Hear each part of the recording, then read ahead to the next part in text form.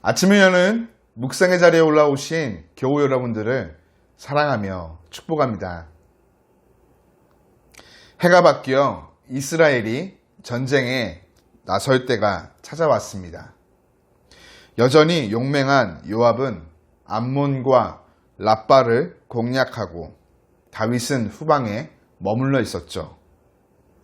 후방에 머물러 있던 다윗, 어느 날 저녁 눈에 아름다운 여인의 자태를 보게 됩니다. 그리고 다윗은 해서는 안 되는 행동을 취하죠. 3절입니다. 다윗이 사람을 보내 그 여인을 알아보게 하였더니, 알아보면 안 될 일이었습니다. 그럴 필요도 없는 일이었죠. 호기심을 갖고 상상하고 상상을 실현하려는 의지를 끌어올리면 죄는 우리 속에서 힘을 발휘하기 시작합니다. 아담일에 우리의 문제는 같은 뿌리에서 나왔습니다.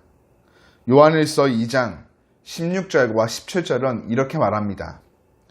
세상에 있는 모든 것이 육신의 정욕과 안목의 정욕과 이생의 자랑이니 다 아버지께로부터 온 것이 아니요 세상으로부터 온 것이라. 이 세상도 그 정욕도 지나가되 오직 하나님의 뜻을 행하는 자는 영원히 거하느니라. 아멘. 지나가 버릴 정욕인 것을 다윗은 기다리지 못했고 보내버리지 못했습니다. 여인이 누구인지 확인한 후 다른 사람을 보내 여인을 궁해드리고 그녀와 동침하죠. 자신의 욕구를 채우고 여인을 돌려보냈지만 다윗은 임신이라는 난감한 소식을 듣게 됩니다. 그 이후 일어나는 일은 인간이 얼마나 교활하며 누추해질 수 있는지를 적나라하게 보여주는 역사로 기록되어 남았습니다. 다윗은 그 여인의 남편을 호출해 특별 휴가를 내립니다. 그리고 집으로 돌아가 부인과 좋은 시간을 가지라며 왕실의 상차림을 하사하죠. 그러나 아침에 확인해 보니 그 여인의 남편 우리아는 아내가 아닌 병사들과 함께 시간을 보냅니다. 다윗은 포기하지 않습니다. 우리아를 하루 더 자기 궁에 두고 만취하게 만들죠. 우리아가 집으로 돌아갔습니다. 이제는 계획대로 되는구나. 술에 장사 없지. 아마 다윗은 이렇게 생각하면서 얼굴에 화색이 돌았을 것입니다. 그런데 우리아는 달랐습니다. 술에 취해 나갔는데 부인이 아닌 부하들에게로 갑니다. 그의 충성심, 책임감은 인격의 심층부에서부터 자리 잡았던 것이죠.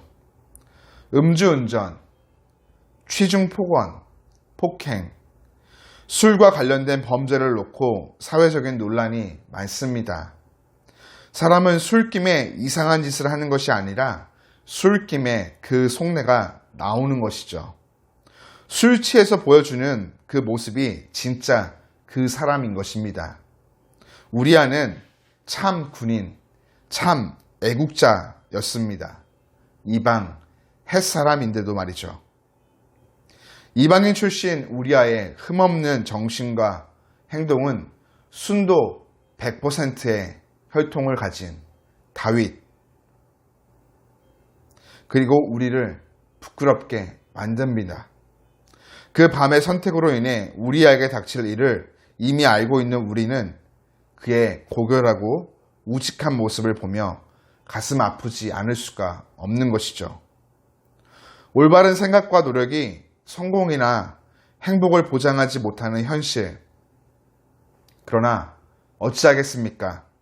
옳은 일은 옳고 그른 일은 그른 것입니다.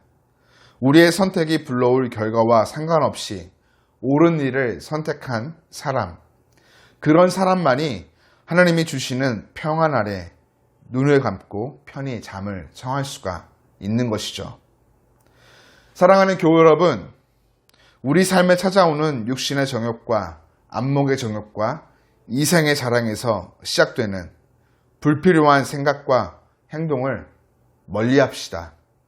이런 것들은 우리의 신앙의 삶에 올무가 되어 우리를 사망의 늪으로 빠져들게 만듭니다. 우리의 생각을 느슨하게 방심하고 있는 것이 아닌 긴장을 늦추지 말고 깨어서 바로 말씀 앞에 서 있어야 하겠습니다. 더불어 우리 안에 하나님의 성품을 가득 채워야 하겠습니다. 우리의 인격의 심층부에서부터 하나님의 성품이 잘 훈련되고 채워지면 어떤 상황에서도 옳은 일을 선택하는 삶을 따르게 될 것입니다. 설령 그 선택이 세상이 보기에 성공을 보장하지 못한다 할지라도 하나님의 뜻 가운데서 올바른 것이라면 우리는 주님께서 골고다 언덕에 십자가를 지고 오르셨듯 하나님을 믿고 담대히 그러한 삶 선택하며 걸어갈 수 있게 되어집니다. 그 길에 분명 하나님이 동행하시며 우리에게 위로와 평안을 주실 것입니다. 오늘 하루도 이 말씀을 다시 한번 깊이 묵상하며 하나님이 우리에게 원하시는 삶이 어떠한 삶인지를 묻고 또 듣고 살아내므로 하나님이 기뻐하시는 복된 삶 살아가시기를 간절히 축복합니다.